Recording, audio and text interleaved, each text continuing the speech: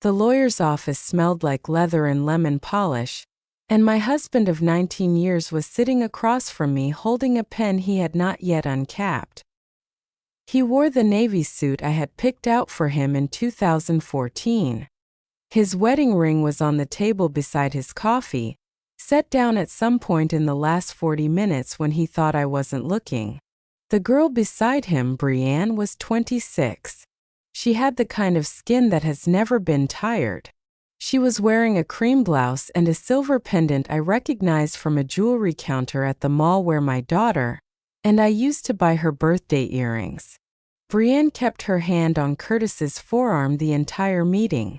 Not gripping, just resting. Like a cat decides where it sits. Curtis cleared his throat. He said, "Margaret, I think we both know this is what's best." I looked at him.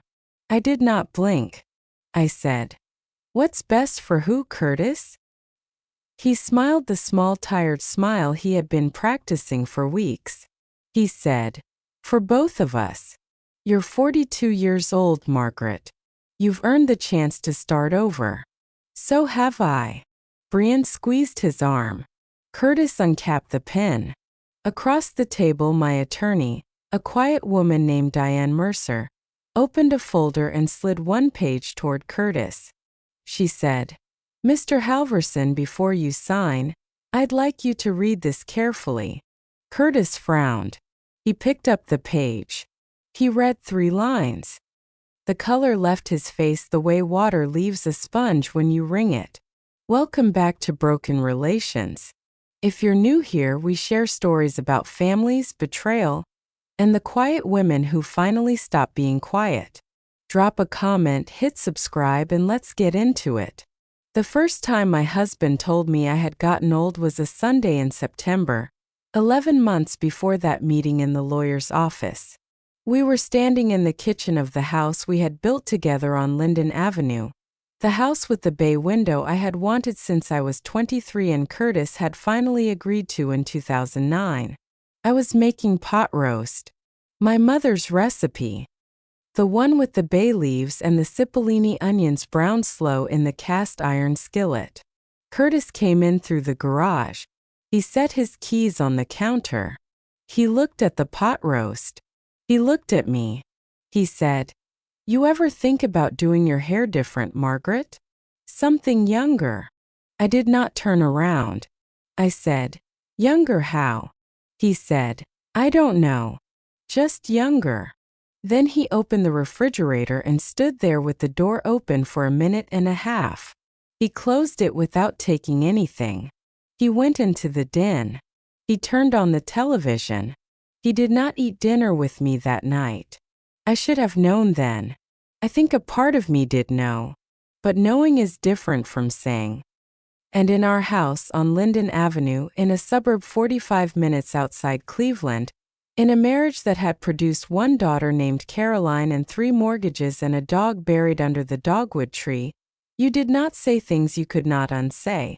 So I did not say. I put away the pot roast. I washed the cast iron with hot water and no soap, the way my mother had taught me. I dried it. I oiled it. I put it back on the hook. I went upstairs. I read a chapter of a book about a woman who walked across Spain. I turned off the light. That was September. By October, Curtis was working late 3 nights a week. By November, the late nights had become 4. By December, he had stopped asking what was for dinner. By January, he had stopped wearing his wedding ring at night. He took it off in the bathroom before bed. He left it on the soap dish. I noticed. I did not say. My father, Walter Cady, called me on a Wednesday in February. He was 74 years old. He had run Cady Manufacturing in Akron for 51 years. He sold industrial fasteners and ball bearings to companies that built things people did not think about: elevators, conveyor belts, the parts inside hospital beds that raise and lower without anyone noticing. He had built the company from a single rented warehouse and a 1972 pickup truck. He had a way of asking questions that made it impossible to lie to him because he was not asking. He was confirming. He said, "Margaret, how's Curtis?" I said, "Fine, Dad." He said, "You eating?" I said, "Yes." He said, "You sleeping?" I said, "Most nights." He was quiet for a moment. Then he said, "You come up here for the weekend. Bring Caroline." I said, "Caroline's at school, Dad. She's 19. She's not coming home for a weekend." He said, "Then you come alone." I went. I drove the 2.5 hours north on a Friday afternoon with my overnight bag in the trunk and the radio off because I did not want to hear any songs. My father met me at the door of the farmhouse he had lived in since 1981, the year he married my mother. My mother had died in 2019. The house still had her curtains in the kitchen and her recipe box on the counter, and the little ceramic rooster she had bought at an estate sale in 1994 that nobody had ever moved because moving it would have been like moving her. My father hugged me. He held on a second longer than he used to. Then he stepped back. He looked at my face. He said, "How long?" I said, "How long what?" He said, "How long has he been doing this?" I sat down at the kitchen table. I put my hands flat on the wood. The wood was warm from the afternoon sun coming through the window. I said, "I don't know what you're talking about, Dad." He sat down across from me. He folded his hands. He said, "Margaret, I've known Curtis Halverson for 23 years. I knew what he was the day you brought him home. I let you marry him because you loved him and because a father who tells his daughter not to marry the man she loves loses his daughter. But I have been watching, and I have been listening, and I am asking you a question, and I would like you to answer it." I looked at him. I said, "I think there's someone else." He nodded once. He said, "Her name is Brianne Foster. She is 26 years old. She works in the accounts payable department at Curtis's firm.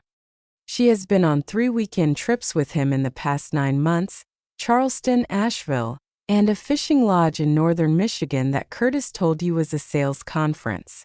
She drives a white Honda Civic. She lives in a condo at the Linden Heights complex on the east side of town. Curtis paid her security deposit in March." I stared at him. He said, "I have a man, Margaret. I have had him for 6 months. I did not tell you because I wanted you to come to it on your own. You came to it. Now we talk." I did not cry. I did not yell.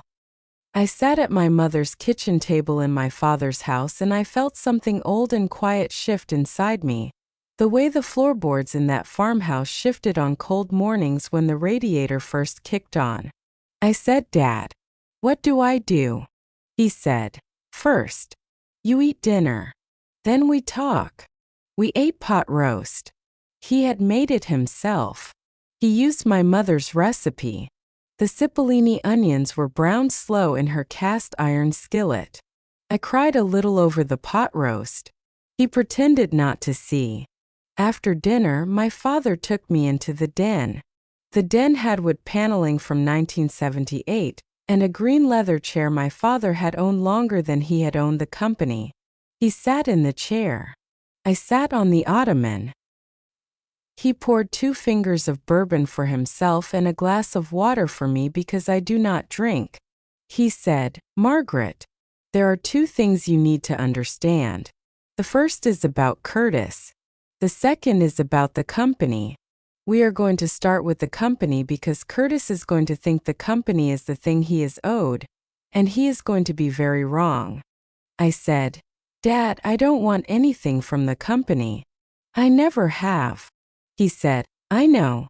That is why I am giving it to you." I want to pause here for a second. If your father ever told you something that rearranged the furniture in your head, you know what that silence feels like. If this is hitting close, leave a comment and tell me. And if you haven't already, please subscribe. We're just getting started. My father had not told me about the trust. He had built it quietly over 4 years, with a lawyer in Cleveland named Robert Anselm, whose office was on the 11th floor of a building downtown, and whose handshake felt like a contract. The trust held Katie Manufacturing, every share, every asset, every piece of equipment, every account, every dollar of retained earnings. The trust also held the farmhouse, 3 rental properties in Akron, and a portfolio of municipal bonds my father had been buying since 1996. The total value as of the most recent statement was just over $14 million. The sole beneficiary upon my father's death was me. Not Curtis. Not Curtis and me jointly.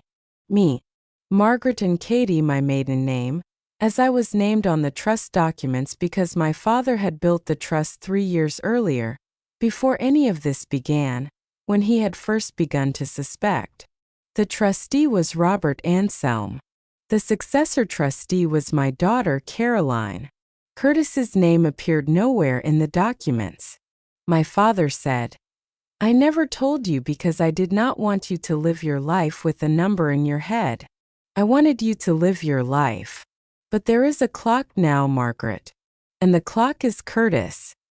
And we need to move before Curtis moves." I said, "What does he know?" My father said, "He knows nothing. He believes the company is half yours in community property, which is incorrect because the company predates the marriage by 28 years and has never been commingled. He believes the farmhouse is part of an estate that will be divided. It is not. He believes there is a will. There is no will. There is only the trust. And the trust does not pass through probate."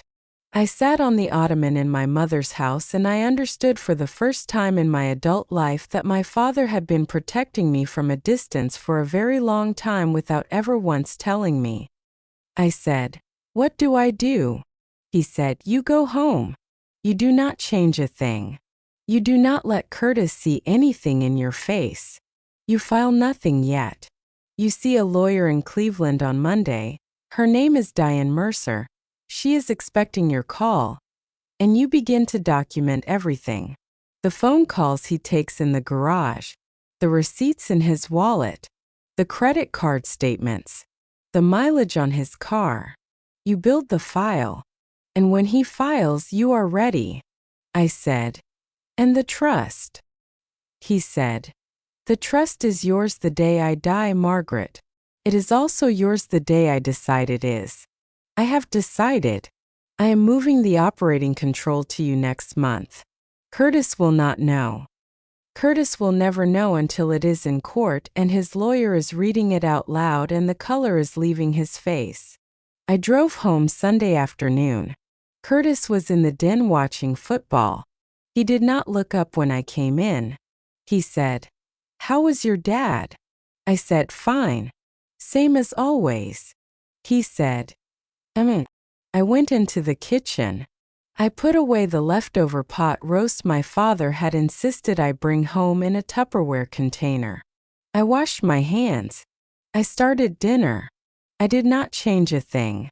Diane Mercer's office was on the 17th floor of a building in downtown Cleveland with a view of the lake. She was 58 years old. She had silver hair cut short and the kind of reading glasses that hung from a chain around her neck.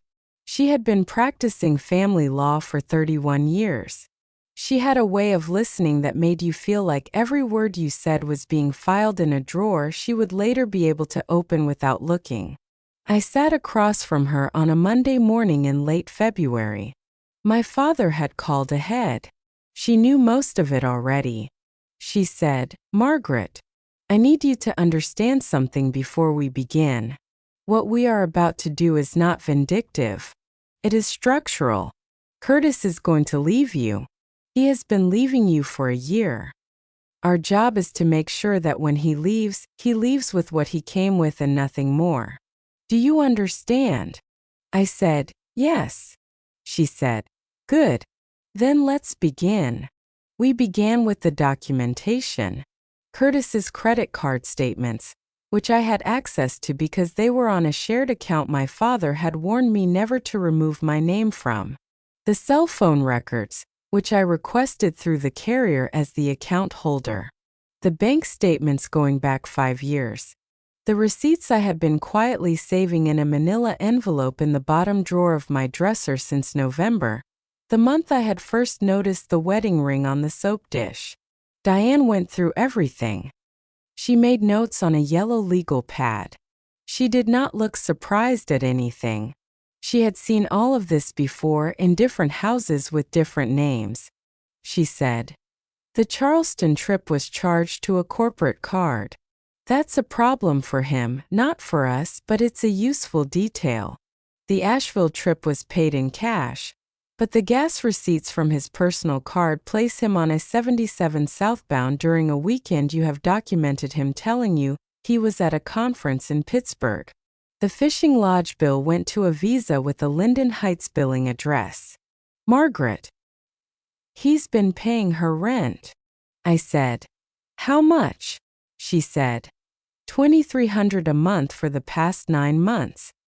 About $20,000.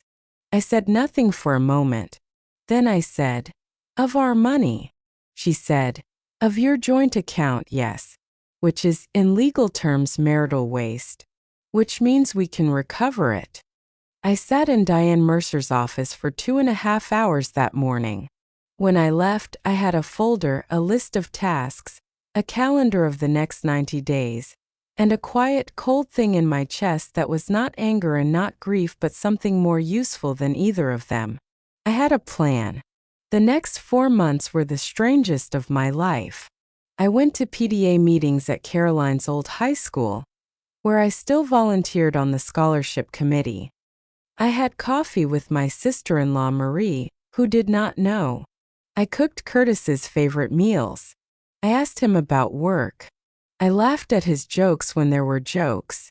I went to his cousin's wedding in May and wore a green dress he had complimented me in 2 years earlier, and I held his hand during the ceremony, and I smiled in the photographs. And every night after he fell asleep, I went down to the kitchen, opened my laptop, and added to the file. I photographed his receipts. I logged his mileage. I recorded the times he came home and the times he left. I noted which nights he showered before bed instead of in the morning, which was the tell I had learned to watch for in February. I built a spreadsheet. The spreadsheet was 47 pages long by June. My father called me every Sunday at 4 in the afternoon. He never asked how I was. He asked, "Anything new?" I would say yes or no. If yes, he would say, "Tell me." I would tell him. He would listen. He would say, "Good. Keep going." Then he would hang up. In April, my father transferred operating control of Katie Manufacturing to me through a trust amendment. The amendment was signed in Robert Anselm's office in Cleveland on a Thursday morning. My father wore a gray suit. I wore a blouse and slacks. We did not celebrate. We had lunch at a diner on Euclid Avenue afterward. He ordered a tuna melt. I ordered soup. He said, "You'll do fine." The general manager, Ed Hollister, he knows. The CFO, Linda Park, she knows. The board, such as it is, knows. Nobody is going to tell Curtis. Nobody at the company has ever liked Curtis. Did you know that? I said, "No." He said, "Now you do." In May, Curtis took Brianne to a wedding in Hilton Head. He told me he was at a regional sales meeting in Indianapolis. I drove him to the airport. I waited until he was through security. I drove home. I called Diane Mercer. I said, "Indianapolis." She said, "Got it." She pulled the flight manifest later through a process I did not ask about. He had flown to Savannah. Brianne had flown into Savannah on a different flight 90 minutes later. The rental car was in his name. The hotel was charged to a card I had access to but had never used. I added everything to the file. In June, my daughter Caroline came home from college for the summer. Caroline was 19, a sophomore at Ohio State, majoring in environmental science. She was tall and quiet and had her grandfather's eyes. She had not been close to her father since high school. She had never been able to say why. She just knew. Daughters know things they cannot prove. She came into the kitchen on her second morning home. She watched me make her breakfast. She said, "Mom, something is going on." I said, "Yes, sweetheart." She said, "With Dad?" I said, "Yes." She sat down at the kitchen island. She said, "Is he having an affair?" I said, "Yes." She did not cry. She nodded once. She said, "Do you have a plan?" I said, "Yes." She said, "Good. Tell me what to do." I told her. I told her not to confront her father. I told her not to change her behavior.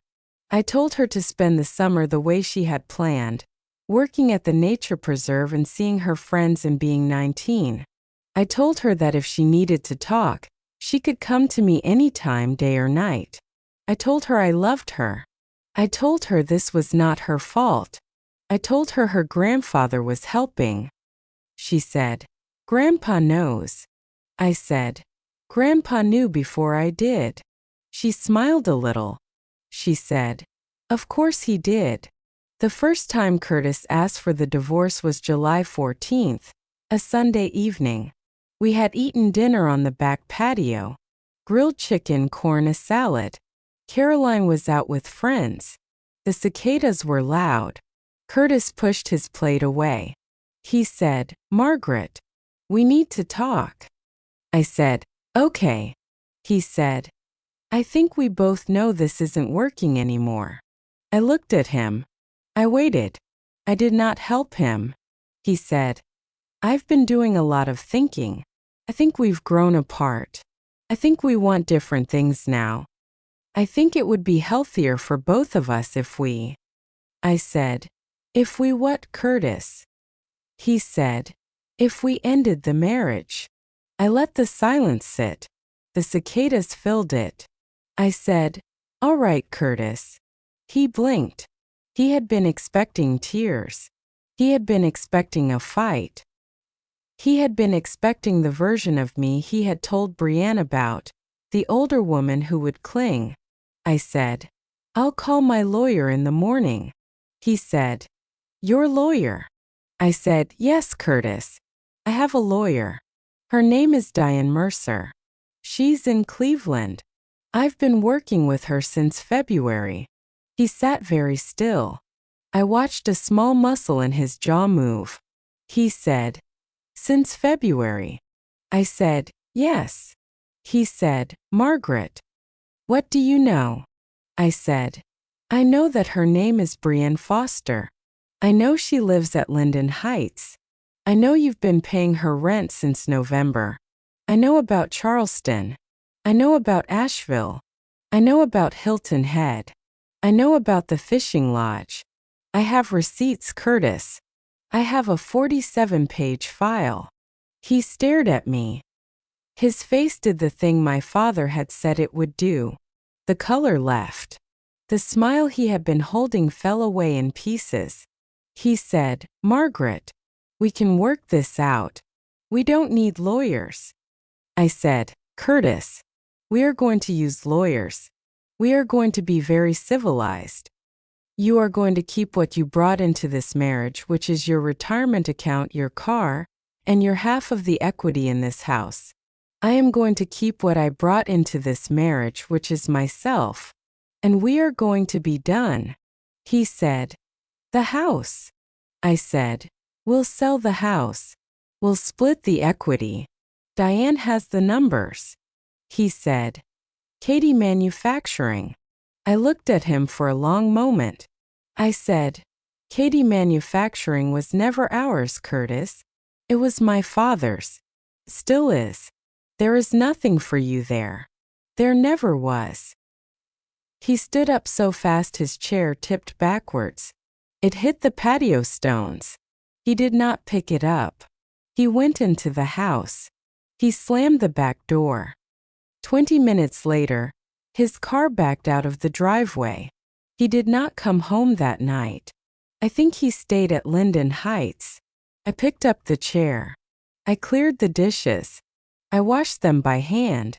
I called Diane Mercer at 8 in the morning Monday and told her Curtis had asked. She said, "Good. We file Thursday." If you've ever sat across from someone who told you the truth that no one else would say, the kind of truth that rearranges the furniture in your head, you know what that silence feels like. If this story is hitting close, drop a comment. Tell me. And if you haven't already, please subscribe. We are just getting started. Curtis came home Tuesday afternoon. He came into the kitchen. He had been crying. His eyes were red. He had not shaved. He smelled like a hotel. He said, "Margaret, I made a mistake. I want to fix this." I said, "Curtis, sit down." He sat down at the kitchen island. I said, "I don't believe you. And even if I did believe you, I don't want to fix it. I have spent 19 years building this marriage. I have spent the last year watching you dismantle it. I am not interested in rebuilding it from the rubble, while you stand in the doorway deciding whether to come back inside." He said, "Brianne." I said, "I don't want to hear her name in this house, Curtis." He said, "Margaret, please." I said, "I'd like you to be out of the house by Friday. You can take whatever is yours. Diane will send a list of what she considers marital property versus separate property. You can dispute it. You can have your own lawyer. But you need to be out of the house by Friday." He stared at the counter. He said, "Where am I supposed to go?" I said, "Curtis, you know where." He left the kitchen. He went upstairs. I heard him pull a suitcase out of the hall closet. I heard the wheels rolling across the bedroom floor. I heard drawers opening and closing. I made myself tea. I sat at the kitchen island. I drank it. He came down 2 hours later with one suitcase and a garment bag. He stopped in the kitchen doorway. He said, "Margaret, I'm sorry." I said, "I believe you. I just don't care anymore." He left. The door closed behind him quietly. He had been a man who slammed doors his whole life. He did not slam this one. I think on some level he understood that the slamming would have been pointless. Caroline came home from her shift at the preserve at 8 that evening. She walked into the kitchen. She looked at me. She said, "He's gone." I said, "Yes." She said, "How do you feel?" I thought about it. I said, "Sweetheart, I feel like a window opened." She came over to me. She hugged me. She said, "I'm proud of you, Mom." I cried for the first time in 11 months. Not for the marriage. For my daughter. For the way she had said it. For the way she had known. Diane filed the petition on Thursday morning. By Thursday afternoon, Curtis had hired an attorney named Brad Donnelly. Brad Donnelly operated out of a strip mall office between a tax preparation service and a sandwich shop. He had a website with stock photos and the kind of testimonials that have first names but no last names. Diane Mercer's reaction when I told her was a single raised eyebrow. She said, "Brad Donnelly." "All right." I said, "Is that bad for him?" She said, "Margaret, Brad Donnelly is not a divorce attorney. Brad Donnelly handles real estate closings and small estate work. Curtis hired him because Curtis is panicking and because Brad's retainer is cheap. This is good for us. It tells me Curtis does not yet understand what is happening." The first court date was 3 weeks later. A scheduling conference. Routine. Brad Donnelly was 12 minutes late. He arrived with a banker's box and a tie that did not match his suit. Curtis sat beside him in the navy suit. the one I had picked out in 2014. Curtis had lost weight. Curtis looked tired. Brianne was not in court. Curtis had told her not to come. I learned later that he had told her a great deal in those weeks, very little of which was true. The judge, a woman named Pauline Reeves, set a discovery schedule. Diane handed Brad Donnelly a stack of documents. The stack was 4 inches thick. Brad Donnelly's eyes moved across the room and did not land anywhere. Curtis tried to catch my eye. I did not let him. Outside the courthouse in the marble hallway, Curtis approached me. Diane stepped between us. Curtis said, "Margaret, can we talk?" Diane said, "Mr. Halverson, you may not speak to my client outside the presence of counsel. Have your attorney contact me." Curtis said, "Margaret, the company. We have to." Diane said, "Mr. Halverson." Curtis looked at me over Diane's shoulder. I looked back at him. I said, "Curtis, there is nothing to talk about regarding the company." He said, "Your father." I said, "My father has nothing to say to you, Curtis. He never did." I turned. I walked down the hallway. Diane walked beside me. We did not look back. The discovery process took 4 months. Curtis's financial picture emerged piece by piece. His retirement account, which he had been borrowing against to pay Brianne's rent. The credit card debt he had hidden from me. $11,000 across 3 cards, all in his name only.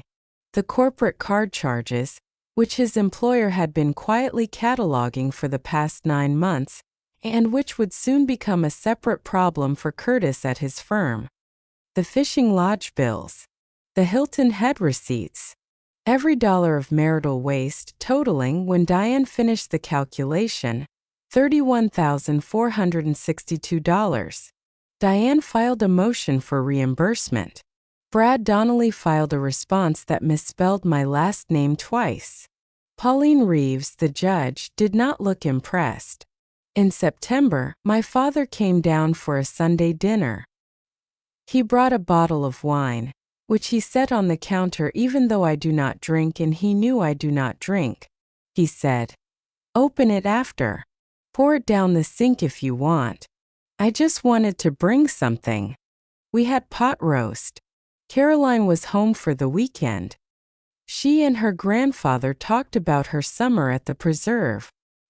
He listened the way he always listened, with his hands folded and his eyes on whoever was speaking. After dinner, he and I sat on the back patio. The cicadas were starting to thin out. October was coming. He said, "How are you, Margaret?" I said, "I'm tired." He said, "You should be." He sipped his wine.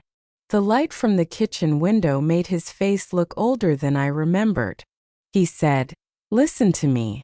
Curtis is going to take a final swing at the company. His lawyer will tell him not to. He will do it anyway. He will try to argue that he contributed to the company's growth through his role as your spouse. He will try to claim some interest. It will not work. Robert Anselm has already prepared the response. But it is going to be in court, Margaret, and it is going to be ugly. And I want you to know it is coming so it does not surprise you." I said, "Okay, Dad." He said, "And after it does not work, Curtis will do something else. He will do something small and mean because Curtis is a small and mean man who never understood that he married above himself." I said, "What will he do?" My father said, "I don't know yet. But it will come. And when it does, you call me and we will handle it. Do you understand?" I said, "Yes, Dad." He patted my hand.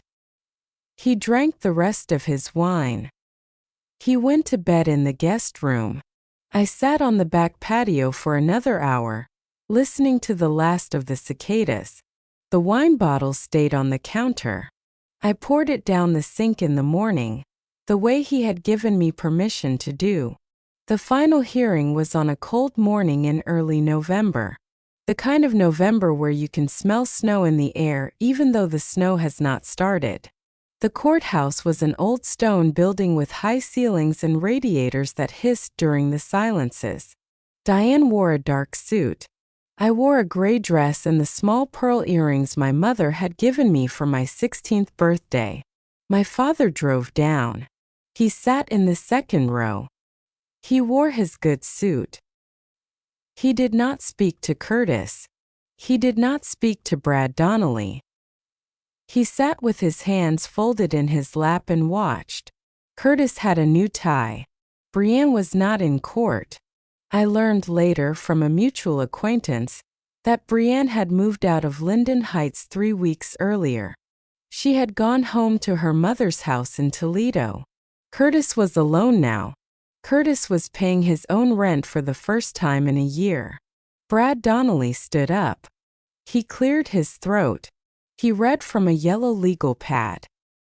He argued, as my father had predicted, that Curtis had contributed to the growth of Katie Manufacturing through his role as a supportive spouse, and that he was entitled to a share of the appreciation that had occurred during the marriage.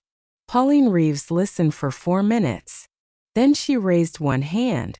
She said, "Mr. Donnelly, Katie Manufacturing predates the marriage by 28 years. The company was held in a separate trust at all relevant times. There is no evidence of commingling. There is no evidence of spousal contribution that would support a claim under Ohio law. Your client has no interest in Katie Manufacturing.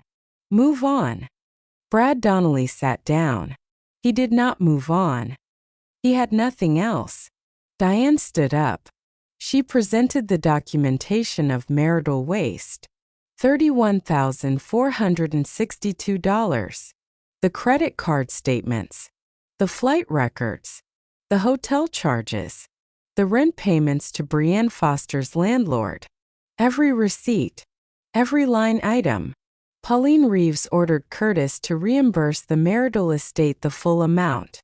She ordered the sale of the house on Linden Avenue with the equity to be split evenly. She ordered Curtis to retain his own retirement account, his own car, and his own debts. She ordered me to retain my premarital assets, my inheritance interests, and my separate property. She finalized the divorce. The hearing took 93 minutes.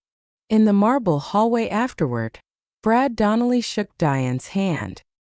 He looked like a man who had just remembered something he had forgotten to do. Curtis stood off to the side. He did not approach me. He looked at his shoes. My father came up to me. He kissed the top of my head. He said, "Lunch." We went to the diner on Euclid Avenue, the same one we had gone to in April. He ordered a tuna melt. I ordered soup. Diane joined us. She ordered a club sandwich. The 3 of us did not talk about Curtis. We talked about Caroline. We talked about the company. My father had a question about a supplier in Pittsburgh. I had an opinion. He listened. After lunch on the sidewalk outside, my father put his hand on my shoulder. He said, "Margaret, you did well." I said, "I had help." He said, Everyone has help. The thing is to recognize it. You recognized it. That's the trick." He drove back to Akron. Diane went back to her office. I stood on the sidewalk in downtown Cleveland for a minute. The wind was cold. I tied my coat tighter. I walked to my car. I drove home. 6 months later, this is what had changed. Curtis was renting a 1-bedroom apartment in a building on the east side of town. His firm had quietly let him go in December, after the corporate card audit. He had taken a position at a smaller firm in another suburb at 60% of his previous salary. He was paying down the marital waste judgment in monthly installments. Diane had structured it. Curtis had not contested. Curtis had nothing left to contest with. Brianne Foster had not come back from Toledo. I heard, through a thread of people I did not pursue, that she had become engaged to a man her own age within 4 months of leaving Curtis. I do not know if that is true. I did not check. The house on Linden Avenue sold in February. A young family bought it. They had 2 small children and a golden retriever. I left the bay window curtains for them because the curtains had been measured for that window in 2009 and would not fit any window I would ever have again. I took the cast iron skillet. I took my mother's rooster, which had been at the farmhouse, but my father had given it to me at Christmas. I took the recipe box. I bought a small house 20 minutes north, closer to my father, in a town where I knew nobody. I painted the kitchen yellow. I planted a herb garden in the spring. The basil came back after the heat wave the way basil does. The rosemary survived the winter. Caroline graduated from Ohio State 2 years later. She came home for the summer. She worked at the preserve. She started a master's program in the fall. My father transferred full ownership of Katie Manufacturing to me on my 45th birthday. He said he was tired. He said he had been ready for a long time. He said it was time for me to stop pretending I did not know how to run a company when I had been running my household, which was harder for 20 years. Ed Hollister, the general manager, stayed on. Linda Park, the CFO, stayed on. The company did fine. The company did better than fine. We added a product line for the medical equipment market in the 2nd year. We hired 12 new people in the 3rd year. My father came in on Tuesdays for lunch and to read the financials. He never criticized anything. He just nodded. I never remarried. I am not opposed to it. I have not met anyone who has earned a place in the kitchen where I make pot roast on Sunday afternoons. I am open to the possibility. I am not waiting for it. Curtis sent me a Christmas card the year after the divorce was finalized. There was no note inside, just his name, Curtis. I put the card in a drawer. I did not throw it away. I did not call him. I was not ready. I do not know if I will ever be. But I kept the card. I think I will know someday. Last Sunday I made pot roast. Caroline came down from the city for dinner. She brought a girl named Anna she had been seeing for 6 months. Anna was quiet and watchful and laughed at the right moments. My father came over. He wore his cardigan. He sat at the head of the table because I had asked him to. We ate. We talked. Caroline told a story about a great blue heron she had seen at the preserve. My father told a story about a supplier in Pittsburgh from 1986. Anna asked good questions. The cast iron skillet was on the hook by the stove where it had always been. After dinner, my father and I sat on the front porch. The October air was cold. He had a blanket over his knees. He said, "Margaret, are you happy?" I thought about it. I said, "Dad, I'm peaceful. I think that's better." He nodded. He said, "Your mother would say so too." We sat for a long time on the porch. The cicadas were gone for the year. The leaves were starting to turn. Inside, Caroline and Anna were doing the dishes. I could hear them laughing. My father said, "I'm glad I told you." I said, "I know, Dad. So am I." He patted my hand. He went inside. He went to bed in the guest room he had used since the divorce, which was now just his room because he stayed over most weekends.